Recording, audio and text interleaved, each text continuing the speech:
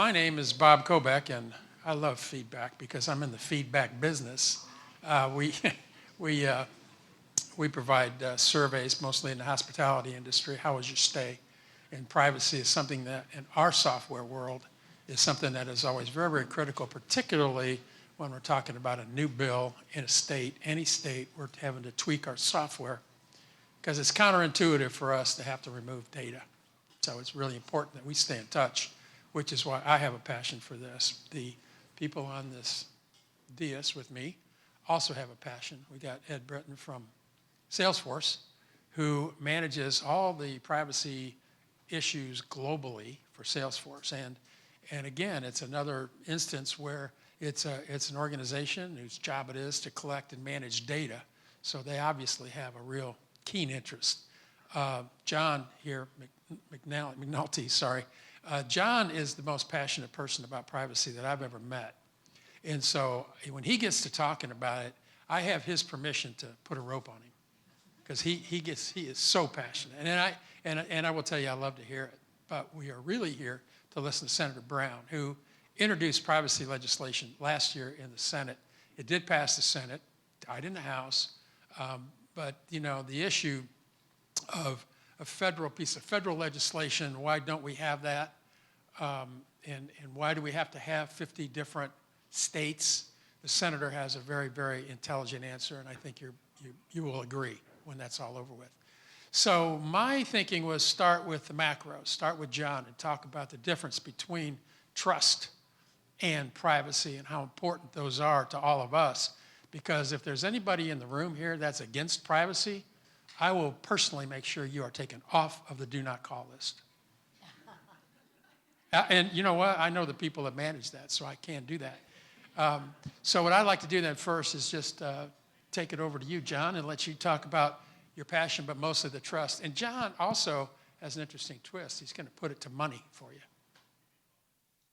And thanks, Bob, for all the time you've invested in this. Yeah, hey, when it comes to trust and privacy, you know, most of my background before I ever got in the corporate world actually came out of the behavioral science world. And a lot of what we advocated there was based on trust, the importance of trust in human relationships. That evolved into my corporate background in marketing. And I had the good fortune to work with some great brands, companies like Gillette, companies like Wilson Sporting Goods, where the basis of brand marketing is really trust. If the consumer loses the trust in your brand, you're toast, really. Okay, now how does that pertain to where we're at today? So let me give some, if you speak in terms of financial impact, that tends to get people's attention. Okay, so let's look at what's happened under the heading of trust and privacy in the last 12 months.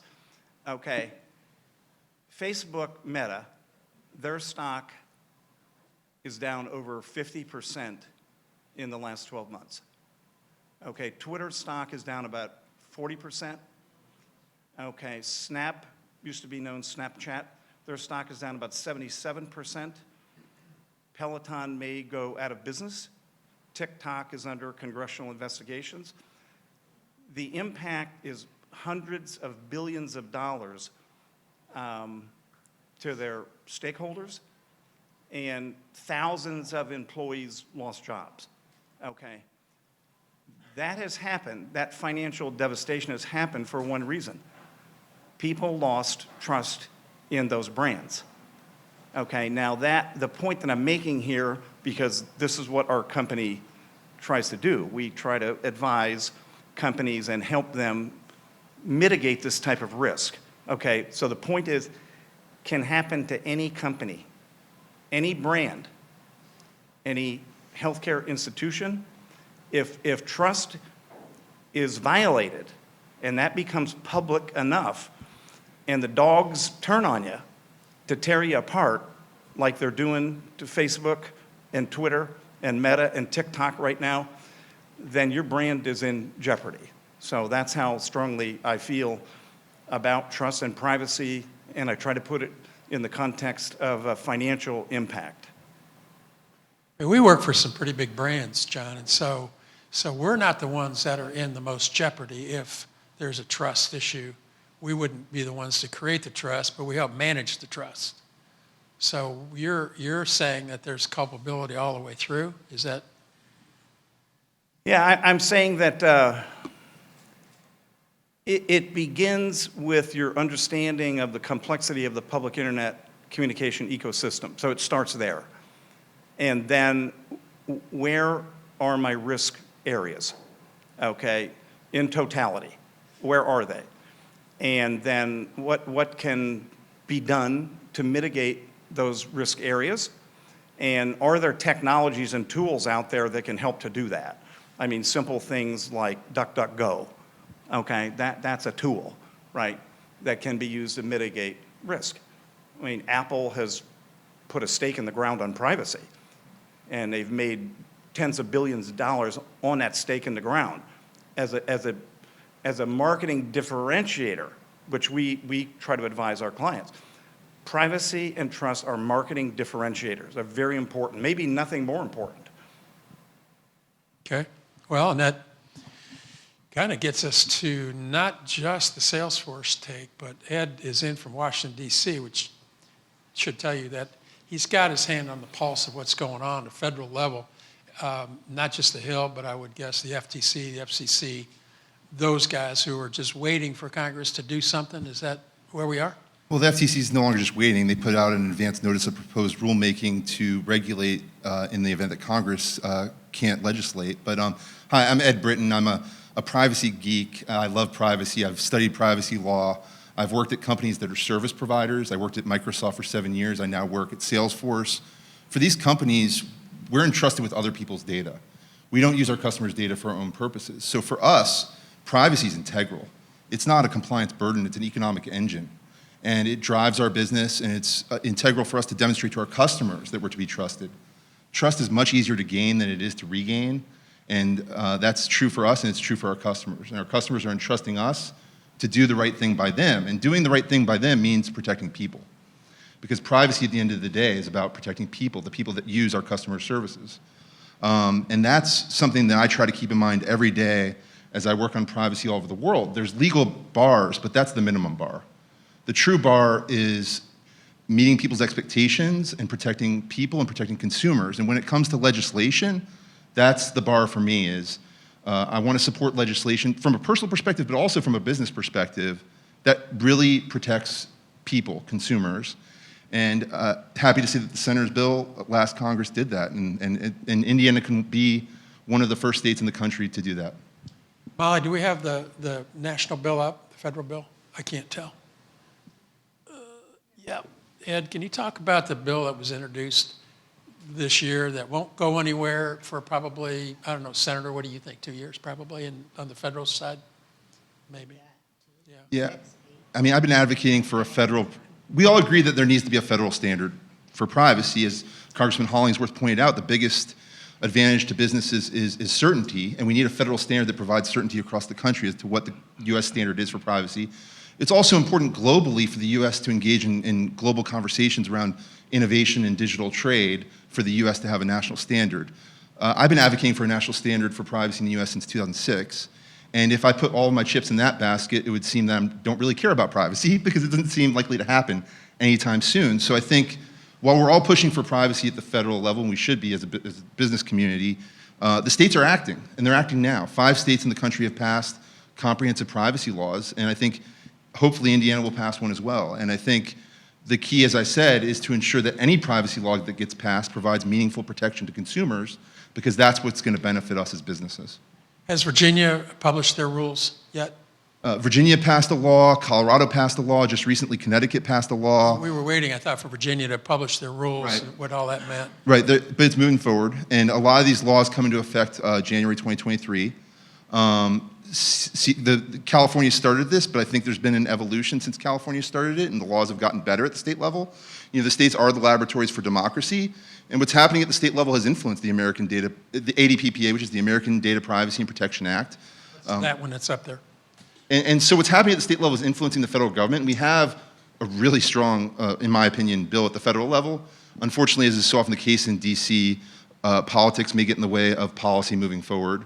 And so we can't wait. We have to act at the state level. Or states are going to act, whether we want them to or not. Whether we And- like it or not, yeah. Yeah. Yeah. So we had such courage demonstrated last year at the legislature. Senator Brown introduced a bill that was modeled more after the Virginia law, if you haven't seen that. And one of the discussions was, well, it's more business friendly. Well, that's not a way to get a bill passed. It's got to be more consumer friendly and make it more politically palatable, as long as business can live with it, and not only live with it, but support it, which the ITIA, I believe, has a policy that we want, that we're really not going to take an issue on whether or not state laws are good, but we will say that we want one law, the federal law is best. Having said that, we believe Senator Brown, to my left, is going to introduce another bill that is going to be close to last year, the same as last year, or how's that going to work for you, Senator? Yeah, thank you. Thanks very much for having me. And actually, I just have to preface, the bill actually originally started as the EU's GDPR, which I'm sure caused some of you to have your hair on fire. And someone in your constituency reached out to me and said, would you reconsider the Virginia model? So those of you who are familiar with legislation, we basically started from scratch right as session started and used the Virginia model. Because, to Ed's point, I don't think the state should necessarily be in this space, but it's an open space right now because the federal government hasn't done anything. I'm not thrilled as a citizen and as a legislator that FTC and rulemaking is going to decide what the rules are. I'd much rather it be a law passed by our elected representatives. But there's a gap here, and I think we need to fill it. I think the consumers need this protection, but I also think it should be a business-friendly bill. And with that being said, that's why we're looking at the Virginia model, and at the time the California model, it definitely seemed like the Virginia model was a better place to land. And also because this is new territory. So to sort of piggyback on what Congressman Hollingsworth said, besides needing certainty, I don't want this to be a barrier to entrepreneurs getting into this space. Obviously, Salesforce and larger companies have the ability, I assume, to adapt. I mean, you already have, right? You're addressing EU's laws, California's laws, and we don't want a patchwork, but we also don't want this to be a barrier to other businesses trying to get into this space. I think that's, a very good, that's a great place to start, because in our case, I'm sure in your case, and anybody here that does work globally when GDPR came out, we had to take big screwdrivers to our code. Now we're at least in a position where if Indiana passes a bill, we'll take a much smaller screwdriver to tweak our code, to be able to conform. Senator, as a matter of kind of drilling down a little bit, one of the things that marketing people, particularly internet marketing people, are concerned with, and anybody collecting data, is the private right of action. PRA is one of those things that in California, it just unleashes the class action lawyers. Any class action lawyers in the room? Thank goodness. I don't want to get sued. But the issue was that it just kind of opens the door, and there's instance after instance after instance where it's going to cost you $150,000 to prove you're right, $50,000 to prove you're wrong, but just pay me and I go away. So have we done anything in the Indiana bill, or do you anticipate anything in the Indiana bill regarding private right of action? No, the way the bill came out of the Senate, the Attorney General is the sole enforcement agency, and actually, ironically, I just had a conversation with their office before I came over here, and I plan to keep it that way. Some of you may know I'm chair of the Judiciary Committee and try to keep a fair and balanced view, but this is not meant to be a class action trial lawyer's dream, so don't have any intent in adding that piece. Where will the enforcement be? Just with the Attorney General's the consumer, AG? yes. Is that, Ed, pretty much where it is? Yeah, I think that's the right approach. These laws are really complicated, and Salesforce knows how to deal with them. We've dealt with them globally, but a lot of companies are going to be dealing with these bills for the first time. And I think it's unfair to impose a private right of action on these companies that don't have that expertise. I think that strong central expertise is important. California's building an agency to deal with it, and I think that's a fair approach. Either approach is better, either the AG or the agency, than opening it up to courts, where you will perhaps have inconsistent interpretations. And going back to Congressman Hollingsworth's point, certainty and consistency is the most important thing. And one of the things that's really great about the senator's bill is it's interoperable with what exists globally. So to your point, a lot of us have already built to that standard, but for the companies that haven't, small Indiana companies that build to that standard, they can confidently comply with the Indiana law once it becomes law, but they can also confidently enter global markets where that's the standard globally, as opposed to having to buy a different service or create something differently to enter global markets. So it's really a huge business advantage to do something that interoperates with what's the global standard. I know it is for us. John, have you got any sense of what has happened in the past about lawsuits regarding privacy, privacy violations? I mean, I know that they're huge. Yeah, I mean, any of us can look this up. It's not hard to look up. If you start punching into, the internet and you look up, privacy lawsuits, particularly in healthcare. Our community here is very healthcare focused. My wife works in healthcare. She manages clinical research trials for Indiana University Medical Center. Privacy is very important. Okay, lawsuits. I mean, you can look this up. Okay, it's public knowledge. So, but you can look up. There's a big one in Texas that involves Facebook. Okay, and you can look up Facebook mining healthcare data. I'd encourage you to do that. You're going to get 10 articles. Big lawsuit in Texas that's been resolved, so to speak, okay? But it involved MD Anderson. It involved University of Texas Medical Center. It involved Cleveland Clinic and others that were enabling, I use the word enabling Facebook to mine and share the healthcare data of consumers and patients, because there's two big differences, consumers and patients, okay, that were interacting digitally with the websites of those healthcare service providers. And there's a lot more. I mean, University of Chicago Medical Center, where my wife also worked, got hit with one, and you can look that up. It's not hard to find. Healthcare data is a big deal. It's worth more than our financial data. Okay, then here's one other thing, look up, okay? Just punch in, do a web search about China mining US healthcare data. And you won't be very happy. And obviously they have the Wuhan lab, and I don't want to go down that road too far, but the mining of our healthcare data and the lawsuits that have gone along with it. TikTok is in the crosshairs now of our government at multiple levels, Justice Department, FTC, Congress. And if you follow the money, we always tell you, follow money. You follow the money, you're going to see a trail of money behind TikTok leads back to China and the Chinese government. Okay, so the risk and the lawsuits are, and we're just getting started. This is just starting, these lawsuits and the risk. And I would just note, if I could, the 5 state laws that have passed, the comprehensive privacy laws, none of them include a private right of action that applies to the entire comprehensive law.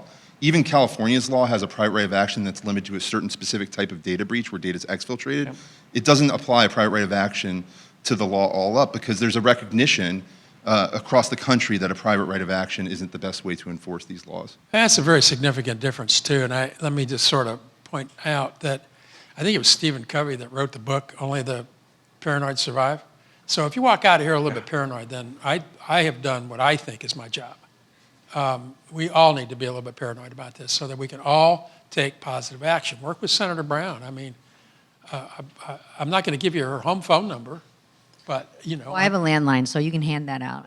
I don't care. Well, I don't answer it. Well, you're on the do not call list. You're one of the, how many people here have a landline? That's the only reason I keep it. That's the number I keep. That's good. So Senator, what's going to happen? You will introduce the bill this coming session. Is that right? Yes. So those of you who are, obviously we start in January. It'll be introduced before that.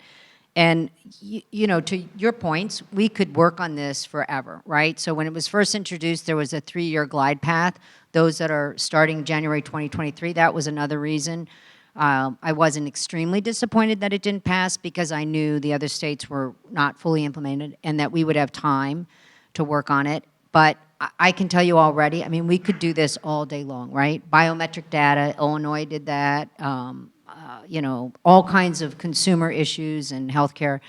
But I think it is good that it's slightly tailored to the state. For example, early on, the utilities were regulated slightly different in this state than they are in other states, obviously like Texas, not like Texas. So, you know, they had their own data issues that they conformed to. So we were careful to make sure we weren't duplicative and also becoming another burden, that this is another thing they have to do when they're already following one set of rules and regulations. So I think that's important.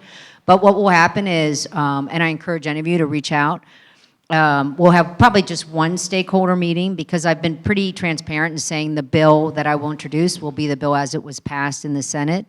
There was a minor amendment we were going to introduce in the House to make sure that the government, because of course we always have to protect ourselves. But other than that, I think that's a good landing place, that it's pretty simple going forward. Businesses understand where Virginia is, they're moving forward. So that's my hope, that it won't change very much. But of course, those of you who are familiar, I'm not the only person who can change it. Yeah, there's a bunch of you. Yeah, there are. We know it. So to be clear, though, Senator, what we're talking about is strictly consumer privacy, not necessarily employee privacy or any of the other Right. privacy markets that are out there. So we're Right. consumers strictly. That's next year. No. It's okay. I mean, if it, you know, privacy, to me, privacy is privacy. I mean, Ed, you're right. It is a marketing tool. We use it as a marketing tool. So, you know, and we're going through, getting ready to go through a complete audit and assessment with John's company to make sure that we're compliant to all the privacy. GDPR, when GDPR first came out, it was complicated. As I look at it now, it's not so complicated, you know, but boy, when it first came out, it was like, huh? I mean, because there were so many different definitions, and, you know, are you a provider, are you a user, are you a whatever? So be mindful. And I think we've got about 10 minutes left. You lost your bet, Molly. That's right. Just saying that. So questions, I think now is a really good time for that. Thank you. Thanks for the panel. I actually wrote some of this down. So my name is Jeremy Miller. I'm CEO of Lionfish Cybersecurity, and thank you for what you're talking about. Yes, I am. So I spent time in the Army as a Green Beret, okay? And everyone in this room needs to know that we're at war. We're talking about privacy around here, but we're at war. You talked about the nation states coming in. They're doing it. The enemy is in the wire right now. And we're debating about this, and they're stealing all of our crap. This isn't going to stop until somebody says, stop it now. Okay? So, and insurance companies, by the way, don't cover acts of war. So guess what? When they start calling it that, the insurance companies aren't going to be paying. You're going to lose even more money. Have you guys read the Cyberspace Solarium Commission report with Mark Montgomery as the executive director? Yeah, that's a great report on what's going on in the U.S. and how to solve that. You know, it outlines one thing specific that stands out in the whole thing. We need to act with speed and agility, and we're not doing it. We're going to talk about it until... Is that a technology solution or a regulatory solution? I mean, those are different solutions, and I think maybe you're addressing it from a technology solution standpoint. Locks keep honest people honest. We can't regulate China. We can't tell China, quit mining our data. What we can do is lock it down from a technology standpoint, I think. Am I right? Well, one of the best things we can do is promote good data management, which is what these data protection privacy laws do. And that's a great deterrent to threats. Because the better you understand your data, the more operational control you have over your data, the better you are from a privacy perspective, but also the better protected you are from having, you know, the Cambridge Analytica situation. That was a ton of data that was mined through apps that Facebook just didn't have good operational controls around. Mark Zuckerberg was sucked into that himself. So clearly, the operational controls need to be improved such that we know when data is being exfiltrated, when data is being accessed inappropriately, et cetera. And a data privacy law, a baseline comprehensive data privacy law, helps with that. Senator, do you see a legislative regulatory solution to the issue you brought up? Well, Your phone's ringing. I think to piggyback on Ed's point, I think what we need to do is start with some sort of legislation and regulatory. I don't want to start another agency, quite frankly. I wanted to put that out there. Not in Indiana anyway. But I also think when this was introduced, and I know you have representatives who then represent you in the State House, but there was no sense of urgency from people in your space who came to me. This was just sort of, to be honest, an idea I had, which is why I was so amenable to changing it. If you really feel that this is so important, that we have these gaps and loopholes and problems that we are not requiring enough data holders to keep our data safe, then you need to make sure that's important. Because what happened last year, for those of you who are familiar with the political world, this got all caught up on the House side in a whole nother issue with respect to censorship and social media and things like that, which, and if anybody asks me, it has nothing to do with that. But the other part of it is we could do this forever. We could do the biometric. We could do this, and we could talk about all those other things. And if TikTok is damaging our youth, et cetera, et cetera. This is not that bill, right? So if you really want to see something passed, even if this is just a baby step, then you have to step up and say, this is not to be a barrier to business. This is to protect your business from agents like China. This is a first start. Because every time there's a hack, it's usually someone who's a little weaker on their protection side, right? And then it affects all of us. Yeah, if I could follow up with that real quick. So there's 120,000 businesses in Indiana. 90% or 90,000 of those are less than 20 employees. They don't have the resources to pay for cybersecurity. They don't have the resources in-house or anything. How can the state help address that for these businesses? 75% of our businesses are under 20 employees. Keeping in mind that we're addressing privacy here. Sorry. Well, But but- and they're very closely related. But that so. kind of goes back to, I'll go back to a little bit what Congressman Hollingsworth was talking about, and allowing businesses and how do we incentivize entrepreneurs here, right? And getting access to capital. If that's a piece to that, because that little 20-person business, laundry, cafeteria, whatever, if they're interacting with a bigger entity, a hospital system, a government, whatever, then they are the first, right? They're the first agent that they're going to attack. And so we need to make sure they understand, not just say this is the barrier to entry to work with us, but also how can we help you? So I would say money's going to be tight. It's budget year, and I'm on the budget committee. But I would say when you see dollars going to incentivize economic development in the state, do you just want it to be quality of place, or is it the quality of the businesses that we have here? Because that's kind of a shift we haven't seen. And so I would advocate for that. Let me also just say thank you very much for your service. Where'd you serve? I was with 5th Special Forces Group in 20. Where? Oh, I went to Somalia and I went to Afghanistan. So Afghanistan, 2 tours? One tour? One tour? I went back in after 10 years to go. Oh, thank you for that. Thank you very much. Okay, so then, I was just gonna, I think the small business point is important because the laws that passed in the U.S. and the Senator's proposal would treat small businesses differently, and as with the federal proposal. And I think that's a unique thing in the U.S. is we explicitly protect small businesses, whereas in Europe, that's kind of done through their common law and this principle of proportionality that exists there. But I think protecting small businesses is really important, but not exempting them from everything. Because I think one of the greatest defenses to those types of threats are the principles that are in the Senator's bill, like data minimization, purpose limitation. You know, data can be an asset, but it can also be a liability. And getting into good practices of deleting data that you no longer need, having your data organized, understanding the data you have, will minimize the threats because you'll have less vulnerabilities. yeah, Penland really does swing. I remember 10 years ago when the big thing was how to use big data. Now it's how to control big data. You know, I mean, it's because we're all collecting big data. It doesn't matter. I have a Ford Fusion and I have the fob in my pocket, and I promise you, if Ford wanted to find out where I am, they could find out where I am. So we all leave data exhaust no matter where we are or what we're doing. We got, what, 5 minutes, Molly? Because we're going to hear from the Lieutenant Governor here shortly. Anybody? Oh, Sean, thanks for not disappointing. Sean Smith, serial entrepreneur.